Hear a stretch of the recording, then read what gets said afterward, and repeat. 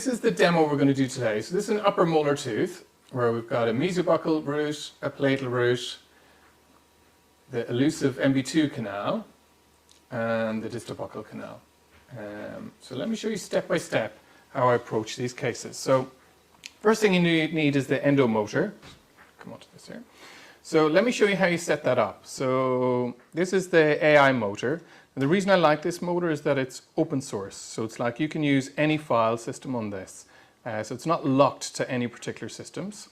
I really like that it's got a small head. So if you've got a patient where it's difficult to access, you're able to kind of get that into the difficult to reach areas. I like the way that the head rotates right around 360 degrees, which again is really useful. It's got an integrated apex locator. So your apex locator will attach in here and the hook goes onto the patient's mouth.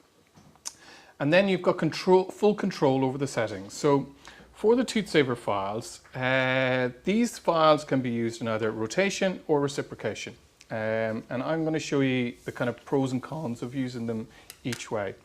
So first of all, the settings are 300 RPM. So let me show you how you do that. So you go on to any of the memory programs. So let's say M1, you press P. In the operating mode, CW is clockwise, CCW is counterclockwise. SGP or REC means reciprocation, and you can set your angles for that. ATR means that you can set the files to reach a certain torque, and at that torque it'll change into reciprocation. And the speed on the black AI motor can go all the way from 100 all the way up to 2500. Trigger torque that's for ATR mode. You can set exactly what trigger torque that you want it to go at.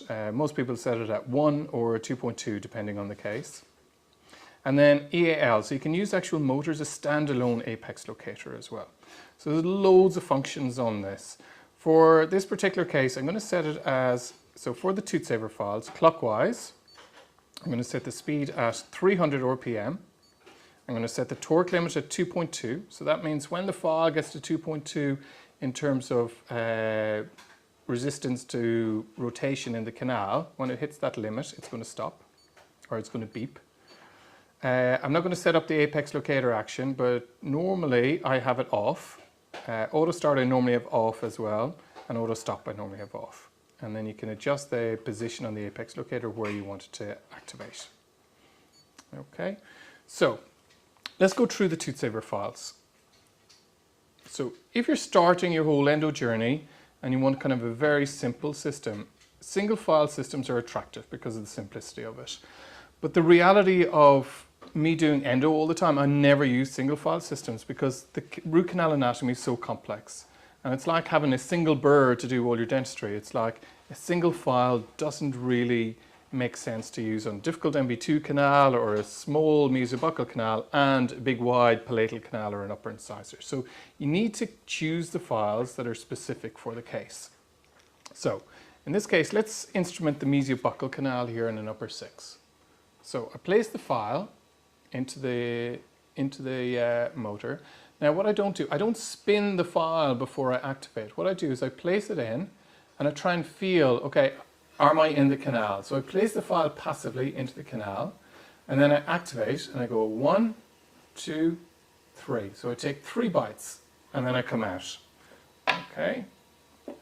So once I've found the canal, 3 bites come out. So you place it to resistance, activate and out. Irrigate. So you should have lots and lots and lots of irrigation in the tooth. So the pulp chamber should be full of irrigation. And then I place my hand file. Now because I've removed that coronal interference, my hand file is going to be able to negotiate down. So I feel resistance at this point. Okay. So once I feel resistance, I measure with my rubber stopper what point I'm feeling resistance at. So in this case, for a mesobuccal root, I'm going to measure on the mesobuccal tip. And here I'm up to 17 millimeters. And that's a really common in a clinical scenario where you place it and resistance is like 16, 17 millimeters. So what I do then is I measure my file. And I'm going to make sure that I don't bring this file past where my hand file has gone. Okay, so that means that I can be confident that this file will go. So again, I place it passively and 1, 2, 3, out. And what you're doing is you're just taking, you're feeling resistance and out, feeling resistance and out, feeling resistance when you're out. And you don't go quite to the length where the hand file is gone. So what you're doing here is you're doing a little bit of coronal flare. So I'm going to bring so that first file I used is a 1403 hand file. So once you have a loose size 10 file, that 1403 can go to length. So now I'm going to use the 15 glide path file, 1, 2, 3, and out. So now that I've done a little bit of coronal flare, I clean the flutes between each of them, flood it full of irrigant, and then I come back in with my 10 file again, and I place this file passively. So I'm not even rotating it here, I'm just placing it passively. Very, very, very small rotations, and now I can feel the file is going much further. So now that I've released it coronally, the file is progressing more apically. So tiny, small, clockwise, counterclockwise motions. So you're doing like 5, 10 degrees, like you're winding a clock. Okay, and then you never force it. So just small, small, small motions. Okay, and you can see it getting past the little deflections there. Okay, and then a third time, and now I'm at my working length. Okay, so because I've released a lot of the coronal interferences, the file is able to slide to working length. And can you see those small movements I'm doing? So very, very, very small motions. Okay, and then once I've secured that to length, so my apex locator is going to read when I get to this level. Okay, and then what I want to do is small, very small up and down motions.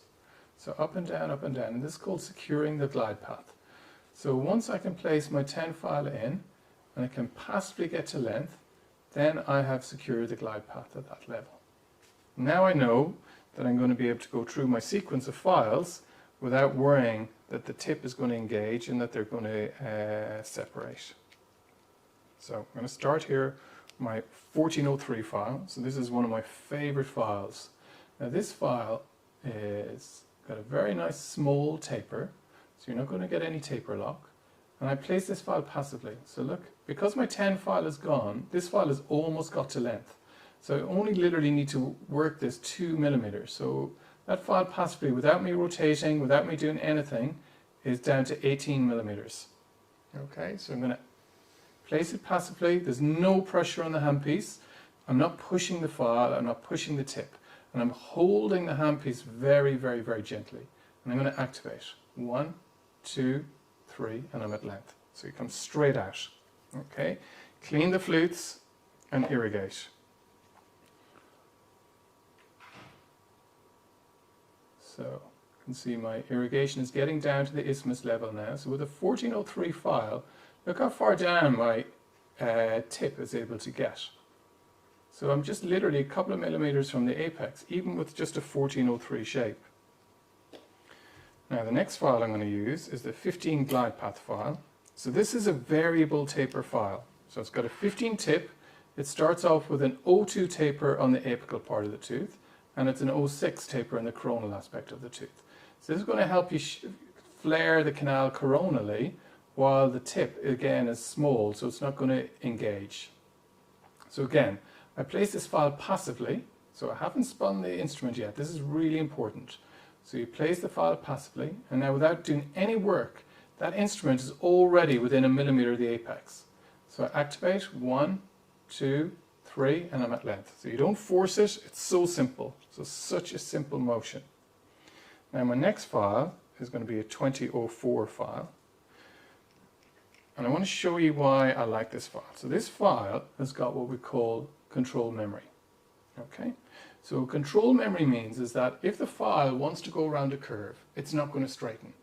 So with lots of systems, when you curve, straight away the file wants to straighten up. And that's why it's so easy to ledge and to cause procedural errors. When you've got a file that has control memory like this, when the file goes around the curve, it doesn't want to straighten. It's going to stay centered in the canal. And that's a really, really, really important property to have once you start having bigger files. Now again, before I use it, and if you're kind of new to this, irrigate between every single file. Okay, and if you want to recapitulate as well, you can use your number 10 file and bring it to length, and then just secure the glide path again with small up and down motions. Okay, and that's going to help you secure your glide path file all the way to length. Now, I'm going to use my 2004. I'm going to place it passively. So you can see again the same thing as what happened with the 15 variable taper file. I'm within 1 millimeter of my working length. So that file is passively there. I feel it engaged. I'm not pushing it. I'm just resting it at that length. And I'm going to 1, 2, 3, and I'm done. Okay, so it's so easy. Now I'm going to use a different color fluid now, just so you can see how far down the fluid can penetrate. Okay, so see at a 2003, I'm getting the fluid all the way to the apex. Okay. I'm going to just show you that again. So placing it passively, the file goes all the way to the apex. And you don't need to overwork it. Once it's done, it's done. Okay, so with a 2004 shape, I placed it. So see the way the irrigant is getting all the way within 2 millimeters. So the tip of my needle is getting within 2 millimeters of my working length with a 2004 shape. So do we need to instrument this canal anymore? I think if the way I do it is, I feel. So I'm going to let the 2504, and that's literally same as all the others. So it's within 1 millimeter of my working length. And I activate 1, and I'm at length. Okay, so for me, this canal is fully prepared at this level. I don't think we need to bring it any bigger. We can bring the needle within 1 millimeter of the working length. So why do we need to open it anymore? We haven't altered the canal anatomy, so the anatomy is still, the apex is exactly where it used to be. We can get irrigant all the way down into the last millimeter or two. We still have patency.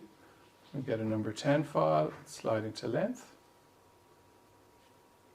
Okay, still have patency here. Okay.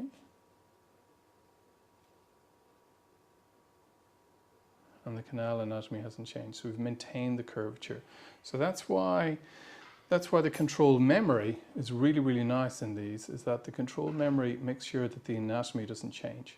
We follow the original anatomy of the tooth, and it's a very, very, very safe. So if you use those techniques, so it's a tactile control activation.